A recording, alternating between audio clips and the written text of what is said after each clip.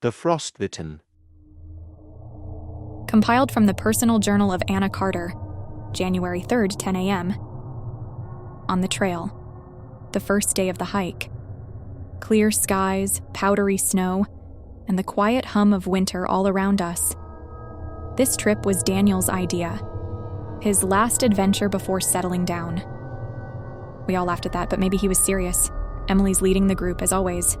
She has this knack for finding the right path without needing a map.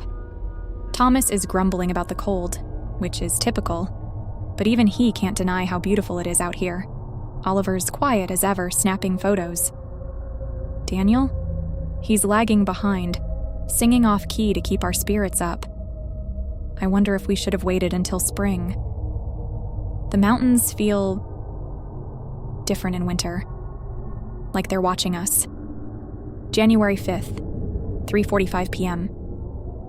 The cabin. The storm came out of nowhere. One moment we were walking under clear skies. The next, snow was whipping around us like a living thing. By the time we found the cabin, our fingers and toes were numb, and the temperature had dropped to something inhuman. It's not much. 4 walls, a sagging roof, and a wood stove that barely works. But it's shelter.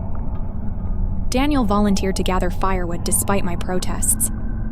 "I'll be fine," he said, grinning like always. He didn't come back for hours. When we found him, he was curled up in the snow, his gloves missing, his hands and feet. God, I've never seen anything like it, gray and waxy, blistered like overripe fruit. Frostbite. Emily's doing what she can.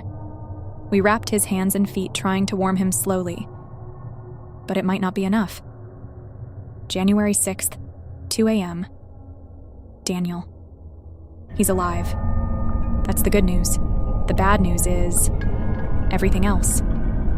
His fever broke, but his hands and feet don't look right. The blisters are gone, but the skin underneath is smooth, almost glassy with a faint blue tint. Emily says it's impossible for frostbite to heal like this. She's right. Daniel doesn't seem worried. He keeps saying he feels great.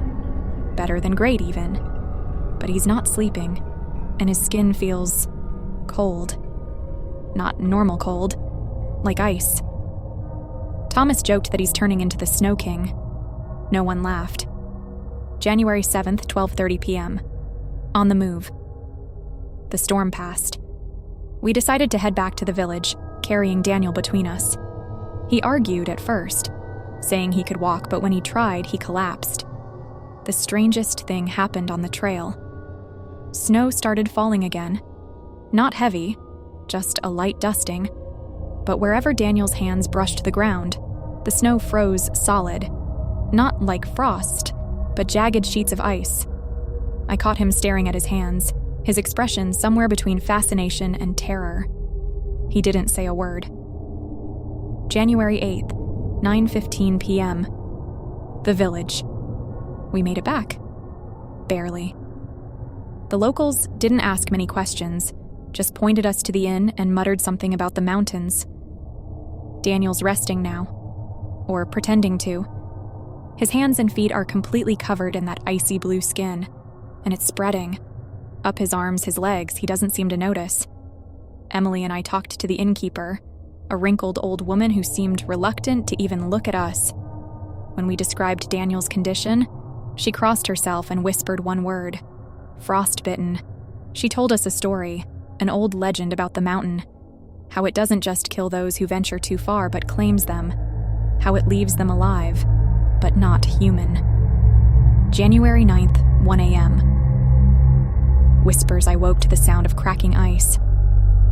Daniel was standing by the window, staring out at the snow. I swear I heard him whispering, but when I asked what he said, he turned to me with this smile. His breath froze in the air, even though the room wasn't cold. January 10th, 11 a.m. It's spreading. Emily and Oliver stayed behind to watch Daniel while Thomas and I visited the church. The priest wouldn't speak to us, but we found an old journal in the library.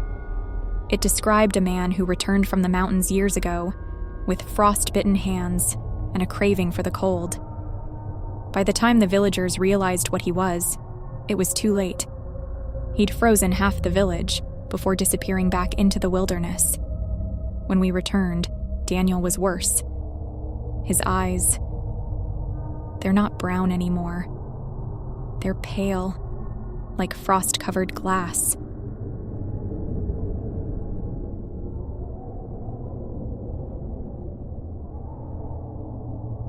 January 11th, 3 a.m. The attack. Daniel's gone. I don't know how to describe what happened.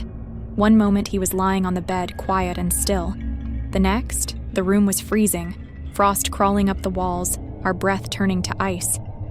He stood, but it wasn't Daniel anymore. His skin glittered, jagged and crystalline, and his voice, it sounded like the wind through broken glass. He said one thing before he left. The mountain is calling. January 12th, 6 p.m. Back to the cabin. We're going after him. The villagers begged us not to, but we don't have a choice. If we don't stop him, I don't know what he'll do. But it won't stop with us. The old woman said there's a way to break the curse. Something buried in the cabin where it all began. A shard of ice older than the mountain itself. January 14th, 9 p.m. The end. I don't know if anyone will read this.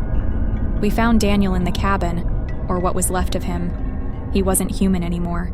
Ice sprouted from his body like branches, his breath a storm of snow and frost. Thomas, he didn't make it. But Oliver and I found the shard. It wasn't just ice. It was alive, pulsing with cold. We destroyed it and the cabin collapsed in an avalanche, burying Daniel. I think the curse is broken. But sometimes, in the silence, I hear the whisper of snow. The mountain doesn't forget.